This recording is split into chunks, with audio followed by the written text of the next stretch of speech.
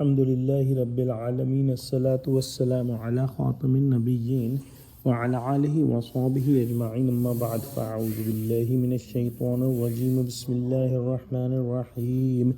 Qala Allahu ta'ala fi Surah Al-Kahaf, وَيَوْمَ نُسَيِّرُ الْجِبَالَ وَتَرَى الْأَرْضَ بَارِزَةً وَحَشَرْنَاهُمْ فَلَمْ نُغَادِرْ مِنْهُمْ أَحَدًا. Translation: And the day when we will make the mountains to move, and you will see the earth as a leveled plain, and we shall gather them together so as not to leave behind any one of them.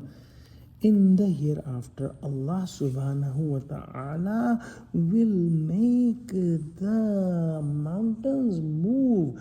These big, heavy and stable structures that we see, they will be moved and leveled as the cotton fibers, easy to move and leveled when making a blanket or something like that. All the elevations and depressions of the land will be made equal, and it will be a large plain where each and every individual will be gathered. No one even today is capable of hiding from Allah subhanahu wa ta'ala. And that day, from the beginning to the end of the world time, all the humans will be gathered, and no one will be left behind, and no one will be able to escape or hide from Allah subhanahu wa ta'ala. That day the court of Allah subhanahu wa ta'ala will be assembled, and Allah subhanahu wa ta'ala will be the judge, and the absolute justice will be served.